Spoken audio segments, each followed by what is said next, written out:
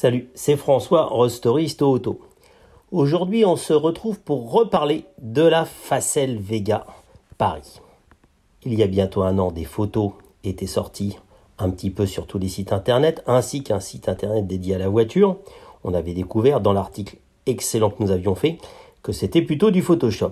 Et suite à ces parutions, un de mes amis est tombé amoureux de la voiture. Et voilà, c'est l'histoire d'un mec, comme dirait Coluche, qui est tombé en arrêt devant les Photoshop de la Facel Vega Paris 2019 et qui a décidé d'en faire une miniature. Mais pas une miniature classique, une miniature en fiche Bristol et en carton. Les photos parlent d'elles-mêmes. Allez donc sur le site pour le regarder. C'est absolument génial.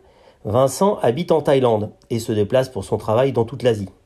Avec l'épisode du Covid, il a eu plus de temps à lui et voilà le résultat. Je laisse parler Vincent pour nous raconter sa construction. Je suis tombé en arrêt devant le design de la Facel Vega Paris. Concept très représentatif de ce que pourrait être un coupé rive gauche à la française. La construction m'a pris 3 mois à la fin de 2020. Le châssis est fait en plaque de carton de 5 mm pour éviter le cintrage dans le temps. Le reste de la carrosserie, les détails intérieurs et le moteur sont en cartonnette Bristol A4 petits carreaux, introuvable en Asie et importé spécifiquement pour mes petits projets papier. La colle, la seule qui convienne, est l'ancêtre de la colle scotch rouge que les écoliers utilisaient en France dans les années 70-80 et qui est toujours une colle scotch mais dénommée multi-usage. J'ai trouvé la correspondance en Thaïlande dans les magasins de bricolage grâce au souvenir de l'odeur de cette colle. Idéale pour cet usage, ni trop épaisse ni trop liquide. Le vrai problème est la courbure du matériau. Il faut en connaître les limites, ainsi que sa déformation dans le temps.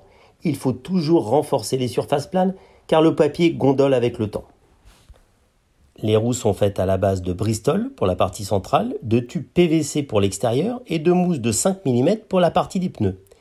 La peinture est le moment difficile et frustrant, car on ne ponce pas du papier.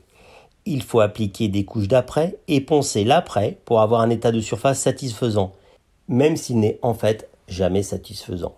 Contempler le résultat, il est somme toute assez magnifique et donnerait vraiment envie qu'un jour, peut-être, une vraie Facel Vega Paris sorte et puisse rouler sur nos routes. Et en espérant qu'elle ne soit pas électrique. Ça, c'est mon petit commentaire.